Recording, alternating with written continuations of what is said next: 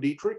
I am the Director of Professional Services with Mortarstone, and our special guest today and lead presenter is David Thurlman. David is the CEO and founding partner of Mortarstone. And so, David, we'll let you introduce yourself and we'll get into the information. Hi, everybody. Glad you're here to join us on this. As Tim said, my name's David, and my business partner, Craig Rogers, and I. Craig hangs out in the support area of the company, and I hang out on the front end of the company with Tim and gift planning. So we're super happy to have you here. For those of you who are customers, thank you very much. That's a sincere thank you as well. So, but yeah, this is going to be a great time. Tim and I have been kicking around the ideas of inflation, the effects of church. And so I think it's going to be really informational for all of us. All right, well, David, let's begin today by taking a minute and just talking a little bit about inflation. What is inflation? I think that's a question we see in the news. People drop it. I know that this morning when I looked, today's inflation rate's about 7.9%. But help us understand, just at a high level view, what is inflation? So I had to start to do some research on this because I haven't really thought through inflation for decades. That's really been a long time since we've had inflation in our economy. And the last time I really formally studied it would have been an Econ 101, if you will, and back in college. So I'll give you a couple of definitions. The classic one would be there's an increase in price of goods or services. Another way to say that is there's a decrease in your purchasing power, right?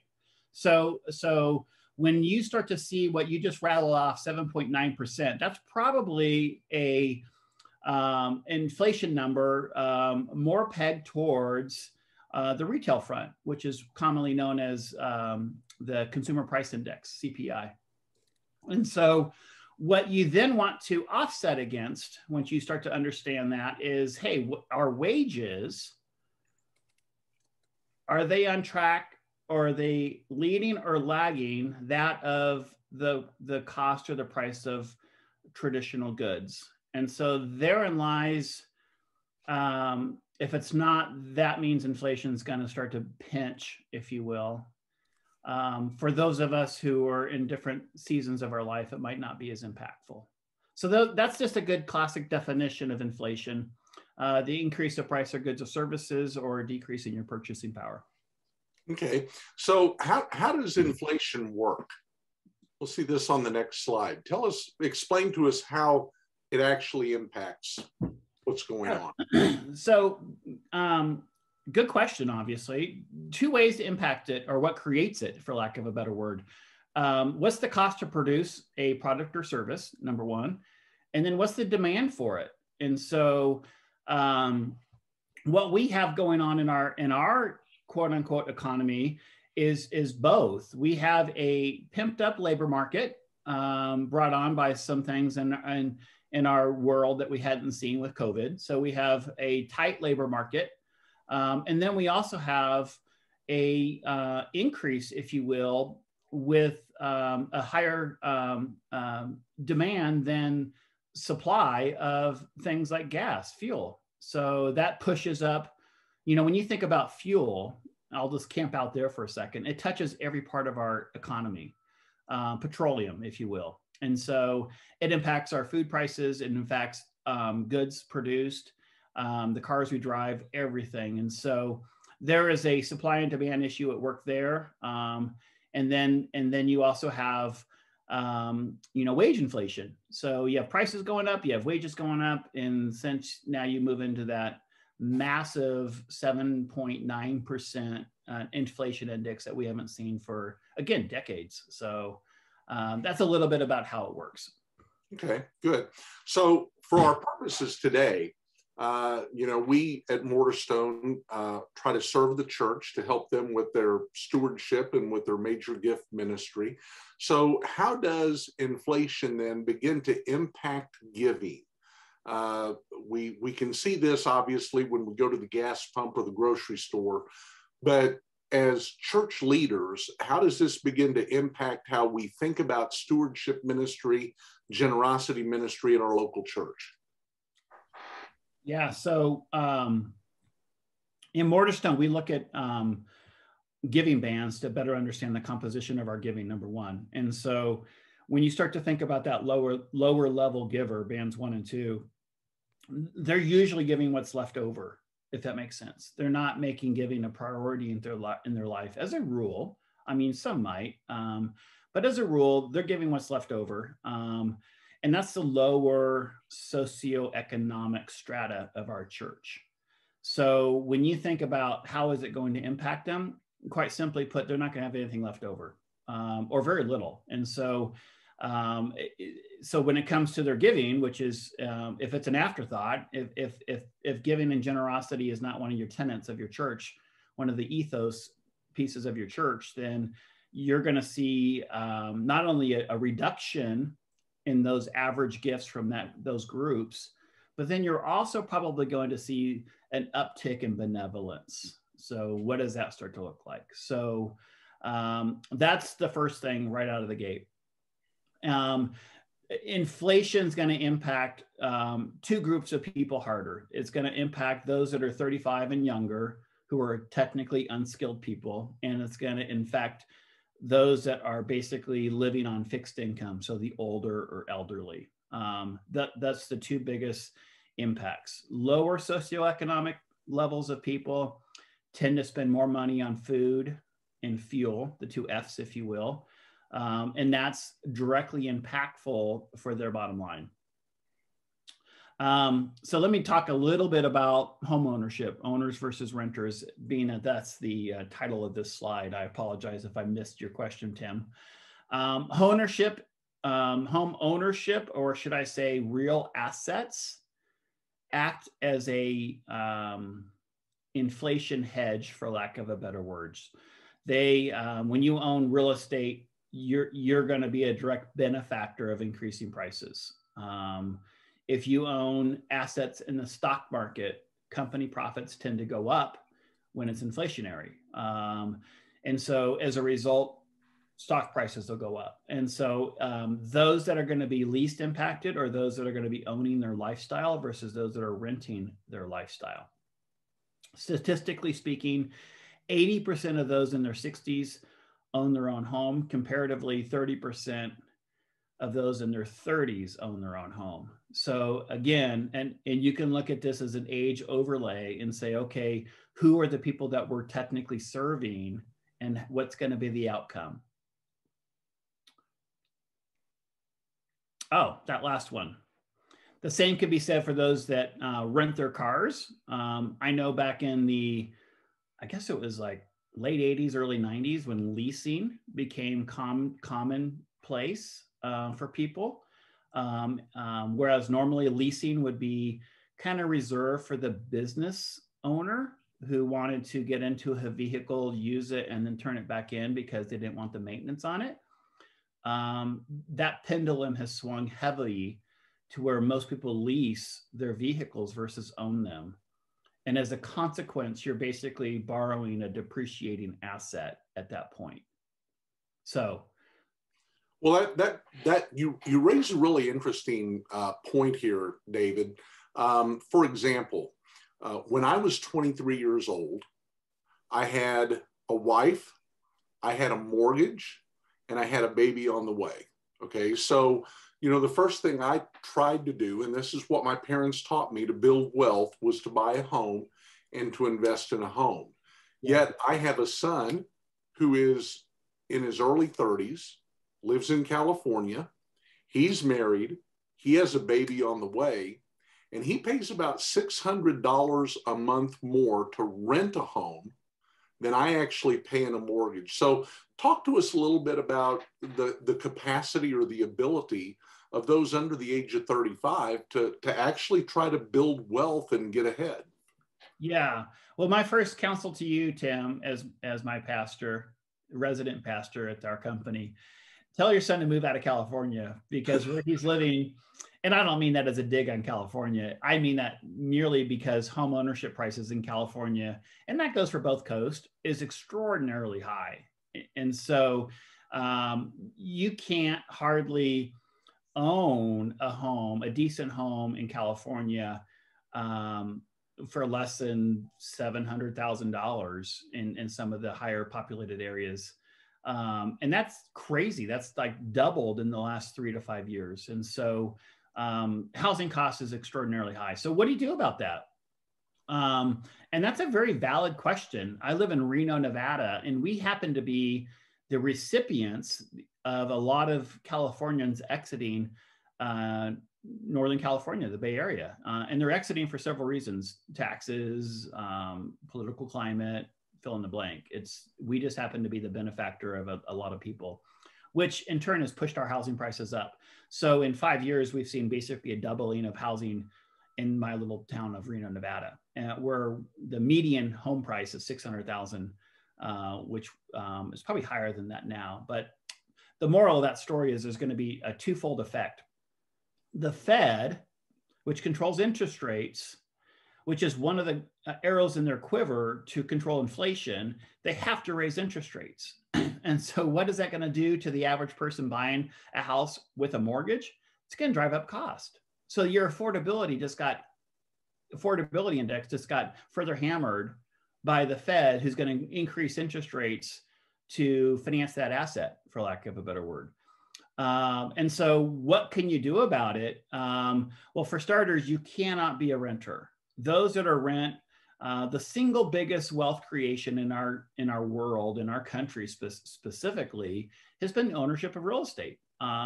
It creates wealth over time. And so if you've been squeezed out of that, you're going to have to think long and hard: is your job financially worth the sacrifice you're going to have with providing for your family long term?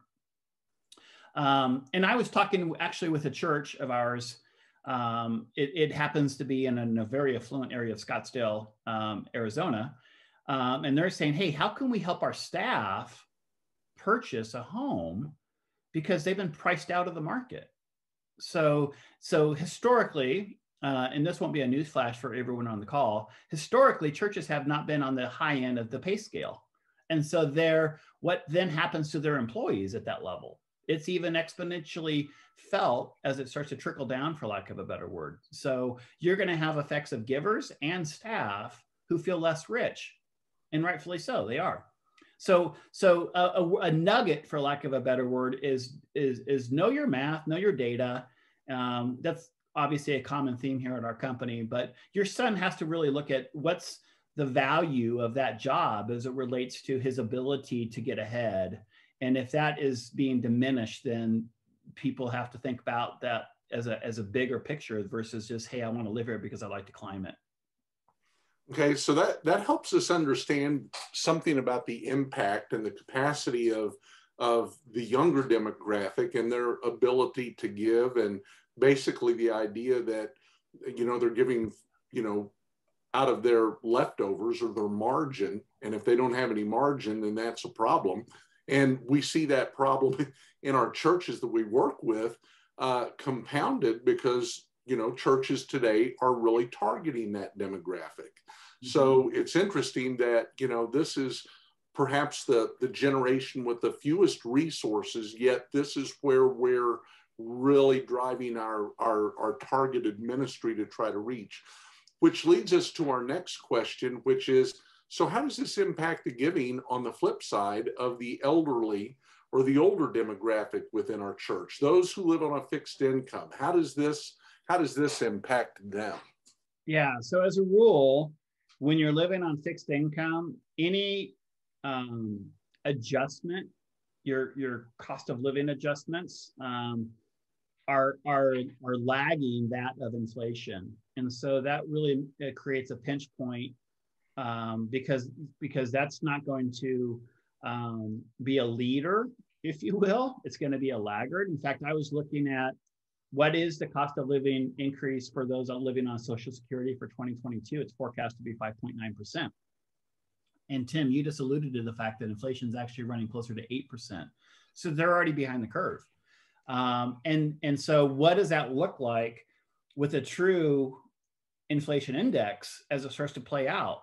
So those wages are not going to increase. They're going to be a laggard, for lack of a better word, compared to what you're feeling today when you're trying to put food in your refrigerator, gas in your car. All those sort of things become more expensive immediately, but then price increases, wage increases, fixed income increases don't happen for, say, a period of time. They're usually indexed annually. So they're going to feel it initially right out of the gate. We've been told for months and months and months, oh, this is transitory, it's going to work itself out. And our government got it wrong, big time, right? It's like we've seen this happening. The minute Joe Biden took office, he took basically a gavel to our energy sector. He just destroyed it. We were, for lack of a better word, a net exporter. We instantly became a heavy importer. In fact, the United States is the largest consumer of energy in our world, second to China, right? China's number 2. And so when you think about what our quote unquote government policy was around energy, we again crushed it 18 months ago, right when he took office. And this is not a political dig, by the way. I don't care if Republican, Democrat, Biden, Trump, whoever you support. This is not a political dig. This is just the reality of how government policies affect inflation. So and we started to see gas prices increasing, not when Russia invaded Ukraine. We saw this happening 18 months ago. So we just took a bunch of supply out of the market. Okay. So let's, before you dig into an example of the data from Morterstone, let's just kind of maybe summarize what we've just talked about with how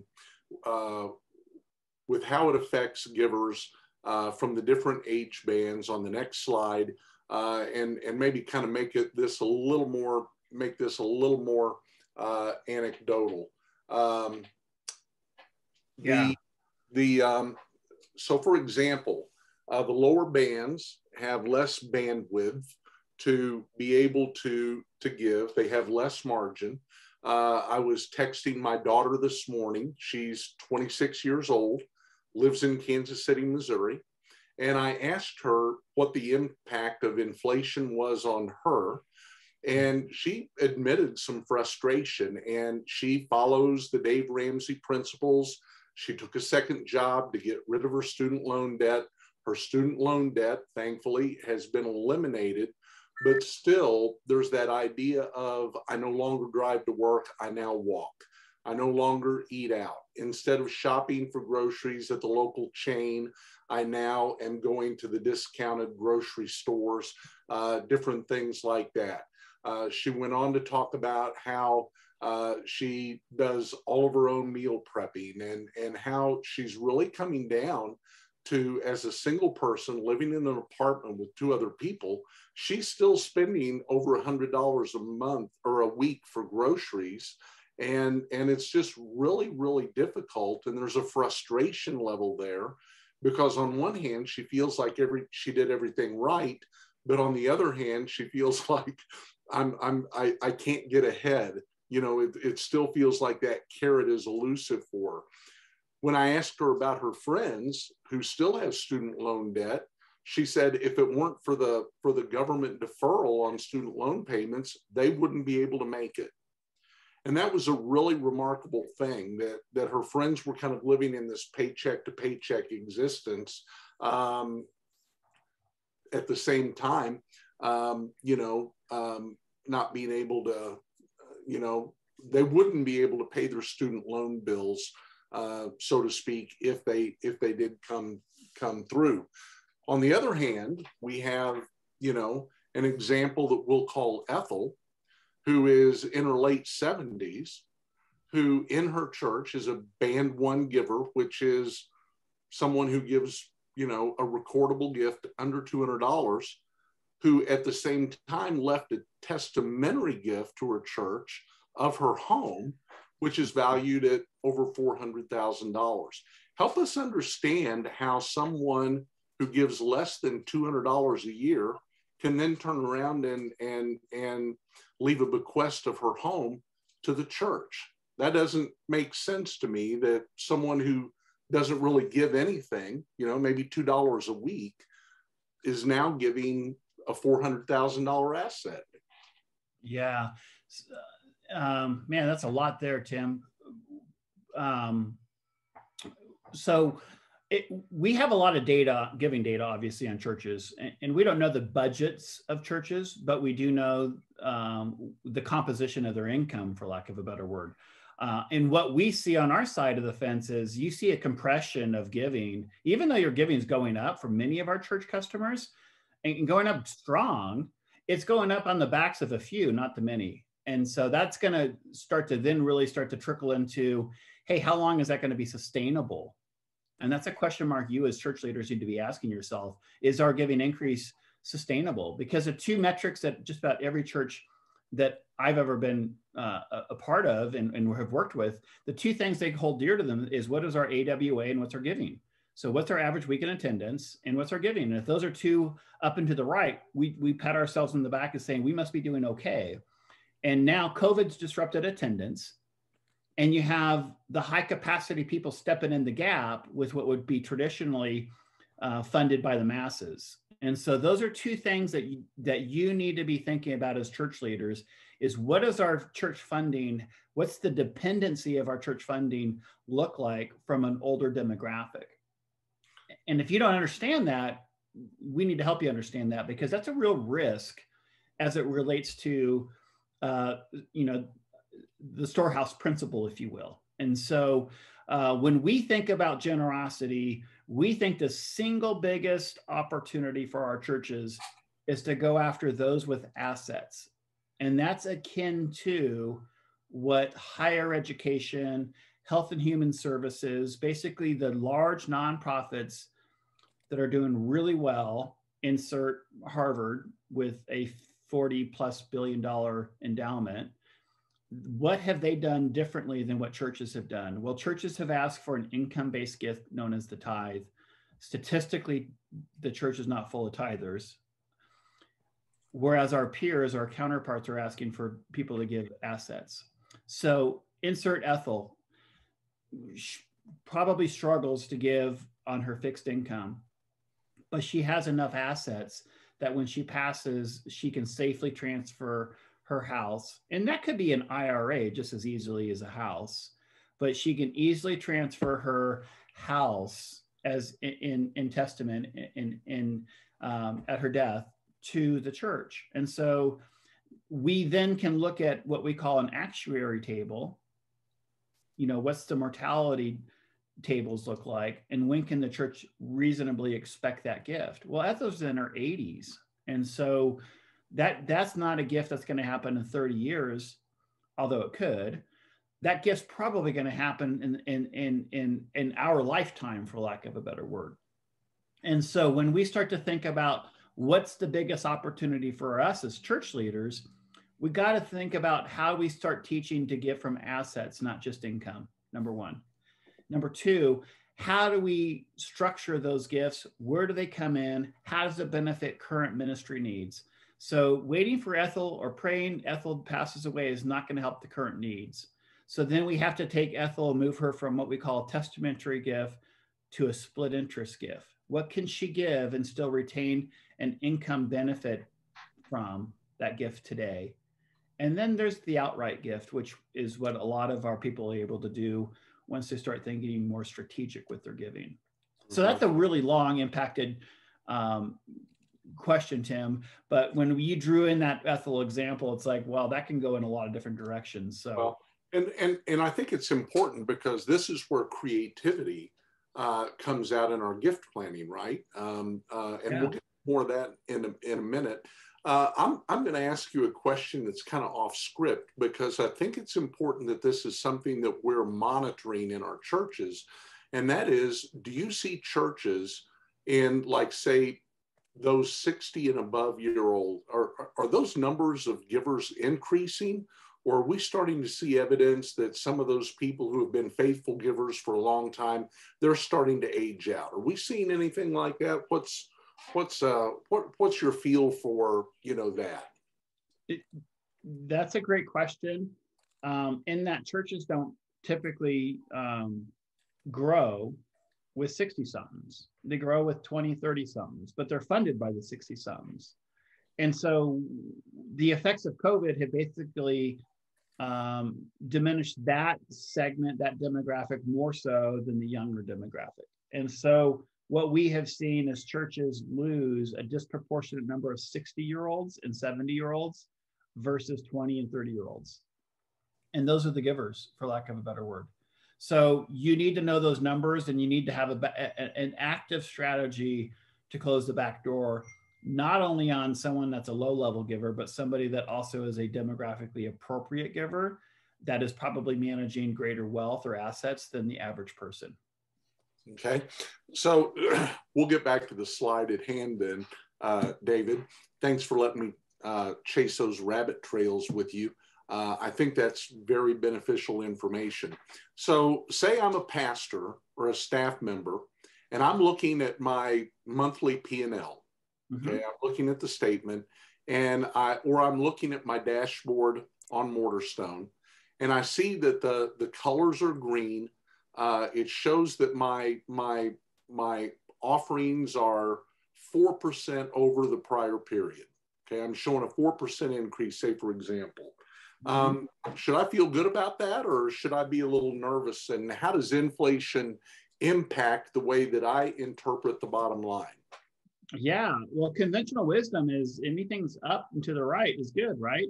So if you're up year over year giving 4%, 5%, worthy of celebration. But the fact that the matter is you're now lagging that of adjusted inflation. So when you comes time to put a new roof on that building, replace the HVAC, upgrade the carpet, go down the list, everything's going to cost exponentially more. And so what you basically are doing is treading water, and in some cases actually going backwards.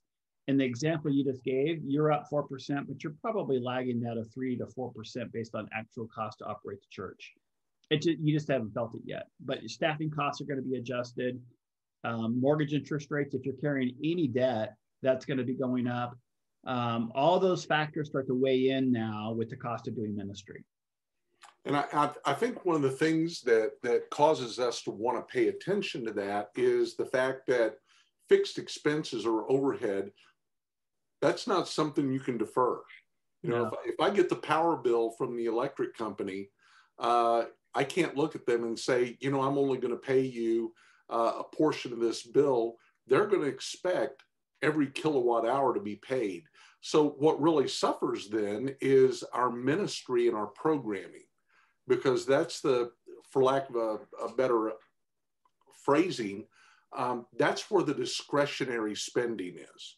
And so what we see, I think, is that as budgets continue to go, we're going to see it become more and more disproportionate toward those hard fixed expenses of payroll and property and all those things over and against, we're going to see ministry struggle. Is that something you agree with? Yeah, so that's a common line item called G&A on a typical P&L, general and administrative expenses.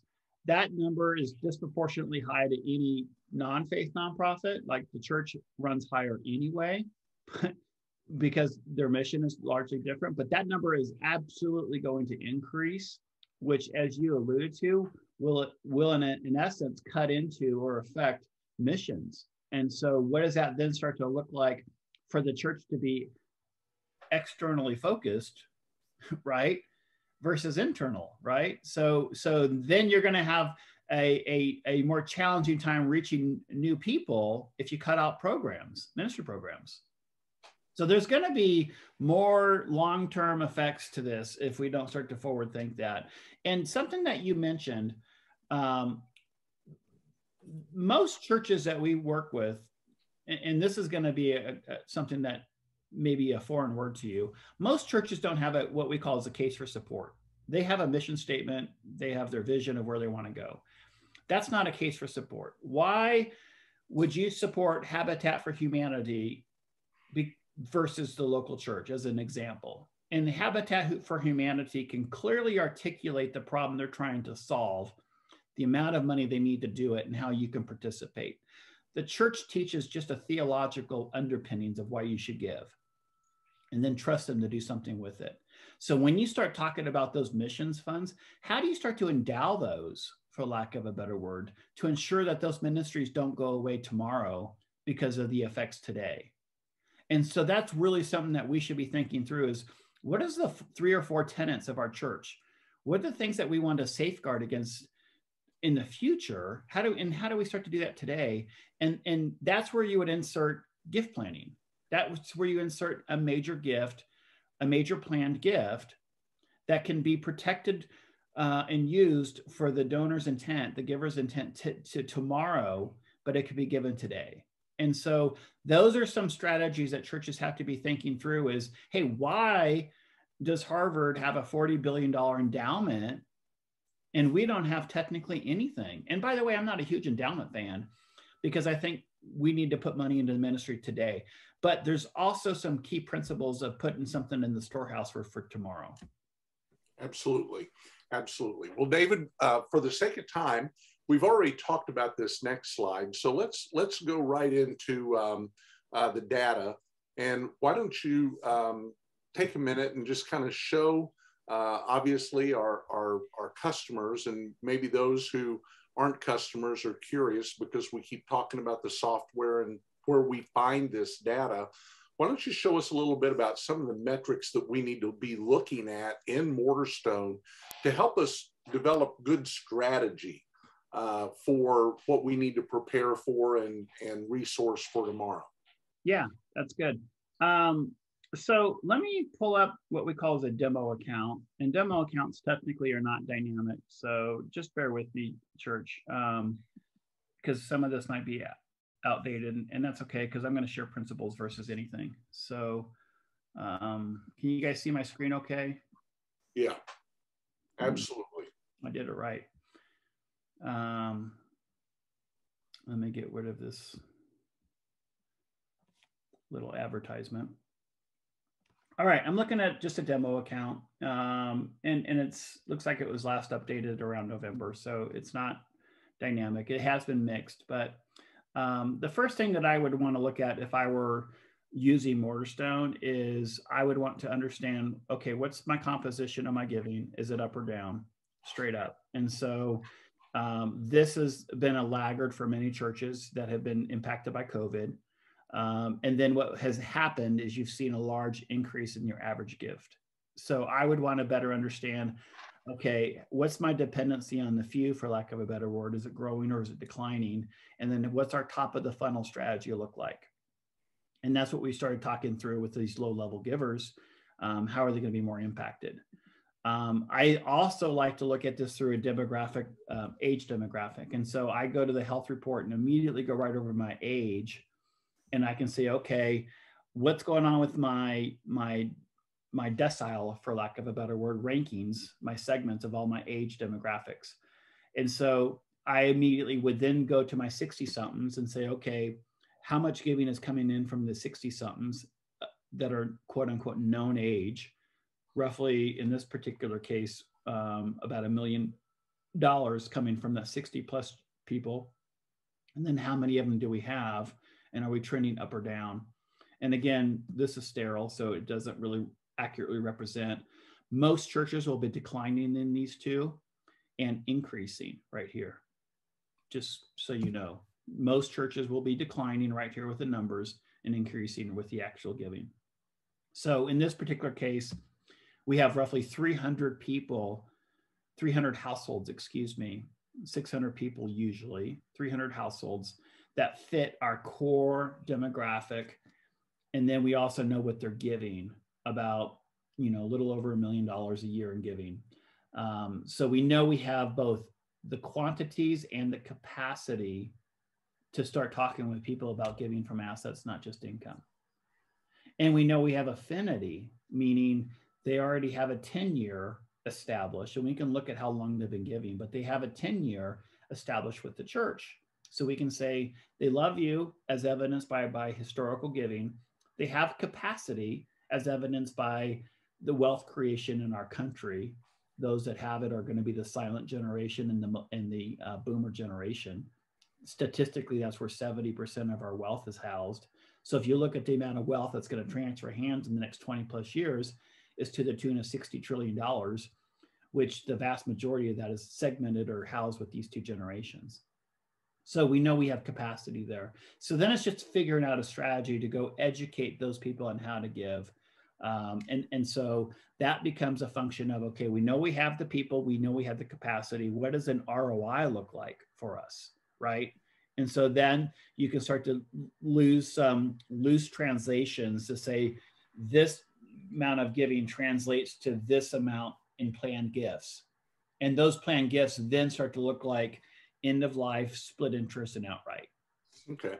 So let's do this, David. Let's first talk about just some basic strategies that we can use for today.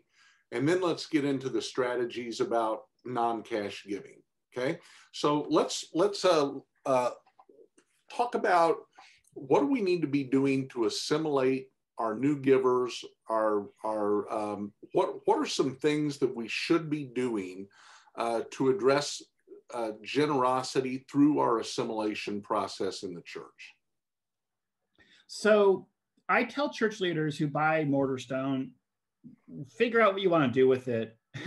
And that sounds like a really kind of condescending comment, but there's two tracks you can go on. You can grow numbers or you can grow giving.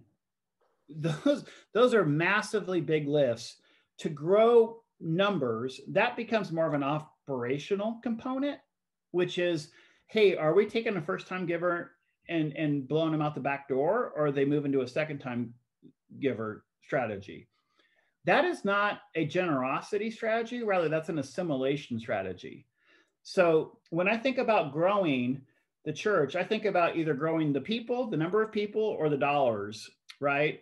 And so as we think through this season, or this webinar, I should say, this season of growth, they might be different. They might pivot. We might want to start putting people back in the seats, right? Or we might be running up against a deficit and say, hey, we need to increase giving. Well, historically, most churches would only go to, say, a capital campaign strategy to raise giving. And so if you properly craft your case for support, you can easily start to cast vision and then identify those that have the means to give from their assets to really fund that vision, not only today, but long term. So assimilation process is critical. And when I say assimilation, that can be assimilation of a top giver, which basically then becomes, what's your pipeline, band 4, band 3, band 4? How do you grow those guys in their generosity? So that could be assimilation or increase of a band 4, band 5 giver is going to be different than, say, assimilating a first-time giver. Okay. All of it reckons back to closing the back door, though. Go ahead, Tim. So I was just going to say that helps us understand the givers we have, but all the data we look at, and this is everywhere, says that, attendance is down about 25% since pre-COVID. Right. So, along with the assimilation and the discipleship program of growing our people, we've also got this large sector that have been AWOL, if I can say it that way, for the last 2 years. So what can we do to help with those people who have lapsed in their giving? How can we help close the back door? Is that even something that's important that we need to consider? Yeah, absolutely. It's when you talk about closing the back door, the most objective indicator for that is giving. And so there's other markers you can use: attendance, checking kids in, did they show up to small group, fill in the blank. Those are easy indicators. They tend to be more squishy.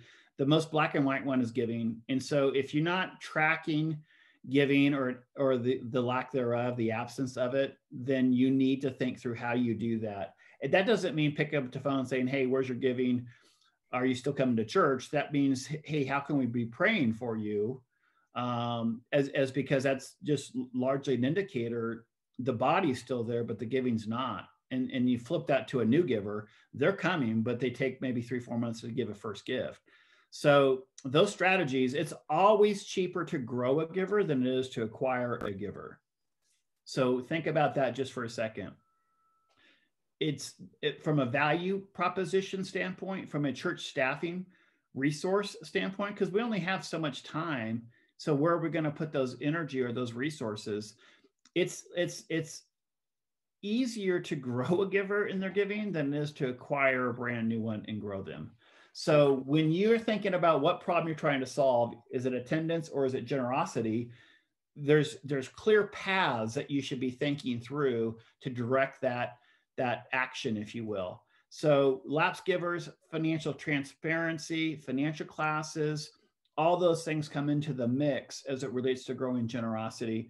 But that last one, what's a major gifts ministry or creative giving look like? That is potentially the biggest opportunity churches have, is to understand how gift vehicles and asset gifts, or what types of asset gifts, what people should be thinking through when it relates to their generosity to exponentially grow in that area. Okay, so David, that leads us into the next slide. And I want to remind those who are viewing today with us that if you have any questions, please drop those in the chat. We would love to try to carve out time to be able to address those questions either in the chat or live at the close of this. But I think churches have done a great job of providing different options to give cash. I mean, one of the things, if we're looking for silver linings in COVID, churches are now utilizing text to give, giving apps, giving online, setting up ACH through their online bill pay, all of these different creative ways, recurring gifts. We're doing that, but at the end of the day, we're still asking people to give cash. Yes, it's a lot easier to give cash than it was before COVID. But at the end of the day, we're still asking people to give from cash and not from assets. Help us understand a little bit about how we can be more creative in our giver opportunities. And what does it really mean to be a giver-centric or a donor-centric, to make that your focus in your stewardship and generosity? So churches historically are funded on cash giving. They teach, whether they teach Old Testament tithing principles, New Testament generosity, they basically teach a first fruits strategy, right? What comes in for the month, give a percentage of that back to the church as God, quote unquote, has taught or commands. So that's the first battle we're having to deal with, is people think through, hey, I gave my 10%, why do I have to give more? So then you start to run into theological underpinnings. What are you teaching? Is it Old Testament tithe? Is it New Testament grace-based giving? What's the expectation? I think Jesus was clear when he laid it out. Hey, I want all of you, not just a percentage. I want you all in. So I think it's easy to make a case for a holistic generosity with not only the things we earn in life, but the things we now manage. Case in point, the IRS has made that case. They have 80,000 pages of tax code that says, hey, when you earn it, when you divest of an investment or pass on in death, you're paying it. Income tax, capital gains tax, estate tax, they're all there for you. So when we think about that model, we then need to be thinking through, hey, as a steward, what should I be thinking through with the things that God's entrusted to me? So yes, the church has done a fantastic job of making it easy to give via credit card, which is not always cheap, by the way. So even though you've transitioned from plate cash or checks to processing gifts with credit cards, you now probably are receiving less money in that than you were with quote unquote other opportunities of having people write you checks. You probably have a more evened income stream, for lack of a better word, but you have a greater cost in getting that income now. That's just something to consider. So different options. We want to help givers save on taxes. We want to create income producing opportunities for those gifts. And we want to be able to present to the givers through a kingdom lens, not a secular lens, of how they should be thinking through their assets or their balance sheet when they're doing their giving. Okay, so let's talk a little bit about the potential, because when we talk about these major gifts and non-cash assets and saving on taxes and all these different things that you've alluded to, what kind of potential do we see within the church? And that's going to be this next slide, Nikki. 10x. On average, when you think about a major plan gift, it usually is 10 times that of a cash gift. And so if you were to look at your data, and I quickly showed you guys how to do this, you can look at giving of households from 60 plus. You can look at the current giving from those individuals. That's obviously an average. And then you can multiply it by 10 times that over the next 3 to 5 years when you start to teach how to give from assets, not just from income. So that's the potential, for lack of a better word, ROI, return on investment. When you think about what does this look like to build this ministry, it is a huge boost to your annual giving strategies. And so when you think about the potential, you can conservatively Google, hey, what do plan gifts produce versus cash gifts? No mystery. It's a massive multiplier as it relates to what higher education, health and human services, the non-faith, nonprofit sectors, where they peg those numbers, it's comfortably at 10 times an annual gift. Okay. In the church, we have a conservative approach looking at that. And so when you think about your potential, just look at those two segments. And then what's the feeder system look like? Because people will age into this ministry or this gift strategy, for lack of a better word. The 55 somethings, in 5 years, they are, newsflash, they're 60. In 5 more years, they're 65. So it's like, you will never run out of the populace unless you close that top of the funnel. You're never going to run out of the prospects as you start to build this ministry out. It will only exponentially expand. So as this slide represents, real easy to get your head around this. When you look at the testamentary, split interest, and outright gifts, it's usually a split. 70% is going to be end of life. 20% you can walk into a split interest gift. Charitable gift annuity is a simple example of a split interest gift. You give somebody $1 million, they give you interest on that $1 million for 20 years or until you pass away. And then there's going to be outright gifts. As we alluded to, there's going to be people who say, hey, I want to make sure this ministry is around in the future. How do I do that? And that's kind of that endowment process. Okay. An endowment kind of scares a lot of people. The definition of endowment just means it's not immediately expendable. Meaning you're not going to spend that money in the current ministry year is all an endowment means. You're going to stretch it out over a length of time. And now it could be 5 years, 10 years in perpetuity, but it just means it's not immediately expendable. Right. Good. So let me play devil's advocate with you for a minute, David, because again, having sat in a chair as a pastor, having a little bit of an understanding of how church is. Suppose someone were to say, I just want everything I have to be divided equally between my kids. Why should we A, assume that that's how our givers think, and B, what might we say to someone who just says, here's my estate, I want it divided 3 ways between my 3 kids. How would you approach that person with those kinds of questions? Yeah, I'm going to give you my answer, but then I'm going to flip it on you as my pastor. So okay. Knowing that you went to seminary and spent 30 years in the pulpit, I think that's a fair question for you as we talk to church leaders. But I'll give you my quote unquote answer to that. When you think about an inheritance, secular planning walks you through the document process, the deed process, how, if you have a trust, is the property in the trust? There's always going to be personal property that's not in a trust. Therefore, do you have a will? Question mark for you, right? I mean, things like art, jewelry. Not everything will make its way into a trust. So even if you have a trust, you still need to have a will and it has to be updated. But then think about the distribution of those assets. There's nothing in the Bible that says it goes 3 kids, third. That's not biblical. That's secular. That's secular planning. So when you're designing your estate, you should be thinking through your values. What do you want to perpetuate? Right? And I'm going to coin the term that you use.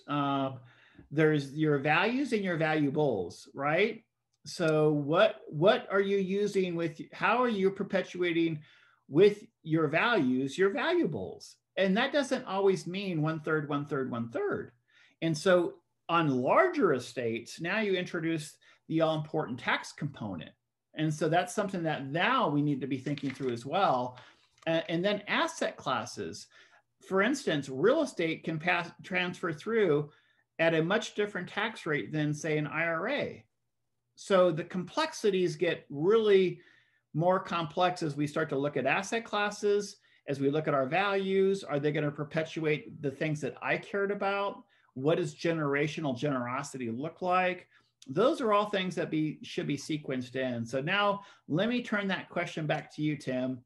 As a pastor, as someone who actively talks with Christians in our churches, our givers in our churches, what they should be thinking through, what are some of those questions are posed to you? Like, hey, my daughter just wants to blow everything out and is leveraging her lifestyle, or my son dropped out of college, and fill in the blank, right? Not every family is homogenous and having 3 perfect children like we would quote hope, right? Right.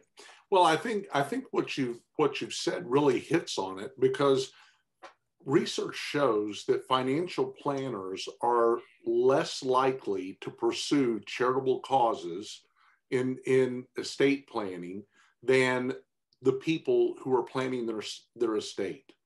So Lilly Philanthropy says that 94% of age-appropriate demographic people are open to the conversation about charitable giving. So if we know statistically that financial planners are not really pushing that, they're pushing the secular agenda of max after tax to the kids, we have to figure out, how do we have that conversation? How do we plant that seed of helping people realize the value that a particular charity or church has had in their lives, and then bring it around to Jesus' question, are we laying up treasures in heaven? It's that whole point of Bob Buford, success versus significance. And a lot of our people have learned in life how to become successful. They've even maybe created some measure of financial independence. But what are they doing that is eternally significant? In other words, are we doing something that's going to matter 1,000 years from now? And I think that's what's real important. So thanks for addressing that, David. I'm going to make a hard pivot here. We're down to the last 5 minutes or so. We do have one question that comes in the chat.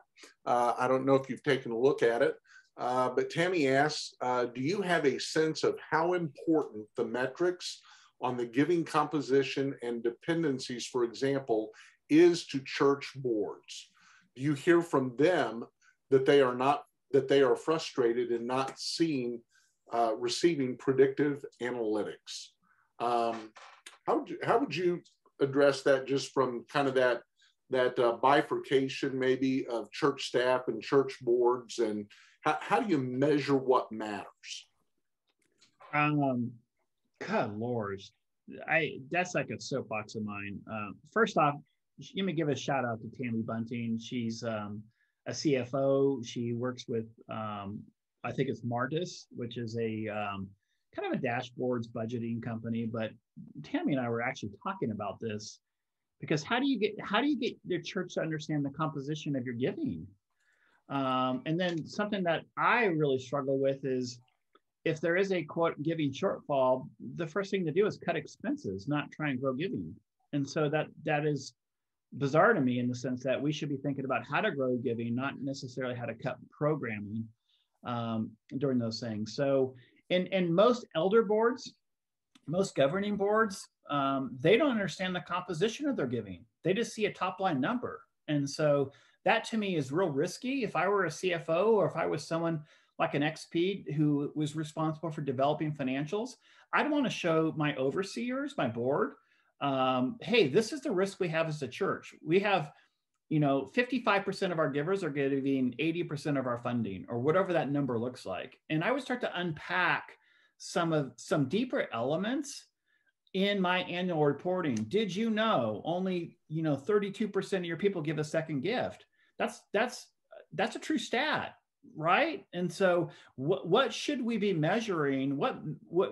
Because what we measure is what technically matters to us, and we're not measuring near enough to understand the things that we can actually create effect against. So to her point, church boards are largely in the dark. And if attendance, baptisms, and giving is up and to the right, then they're usually happy. But I think there's greater risk there by not really showing the composition of how that's coming in. Okay. So David, quickly, if you were to, how would you suggest we forecast giving for the second half of 2022? How much should we discount it given the expected rise in inflation and interest rates? Yeah, I think giving across the board is going to be much more challenged in 2022 than it has been historically. And that's because you're fighting now a Fed who's not going to be as easy with monetary policy. So you're going to have increasing rate environment.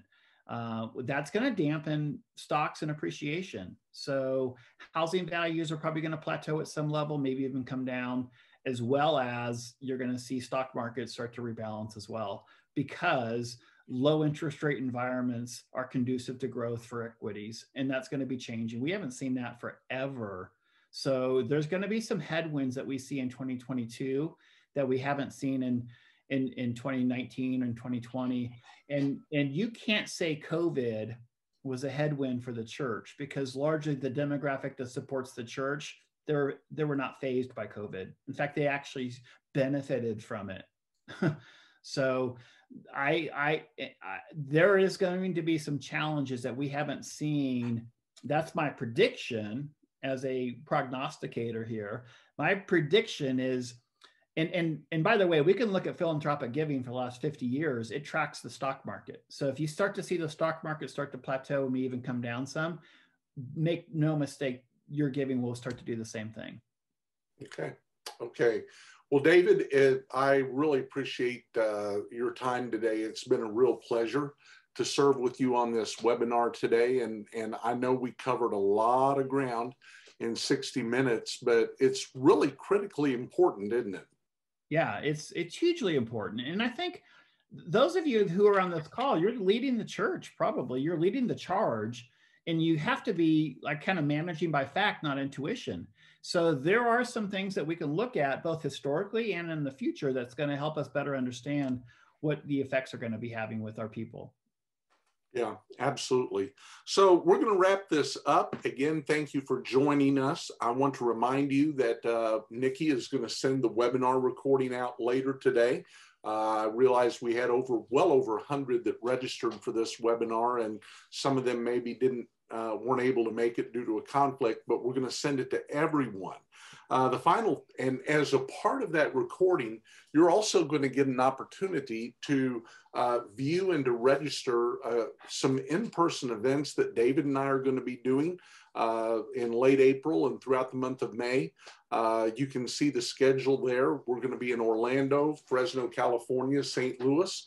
We're going to be in Lone Tree, Colorado, and then Allen and Austin, Texas.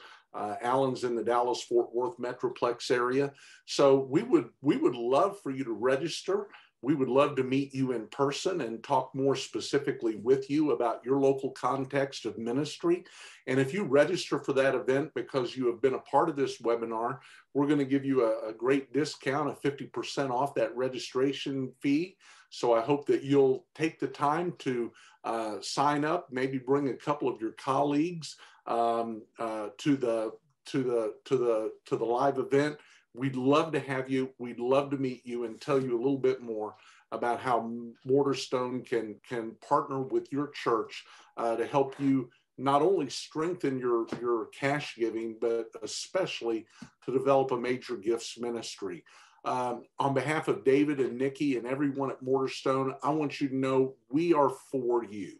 We are for the church. We want to see you have success, and we want nothing more than for your ministry to be fully funded to be able to fulfill the mission and vision that God has called you to in your local context. God bless.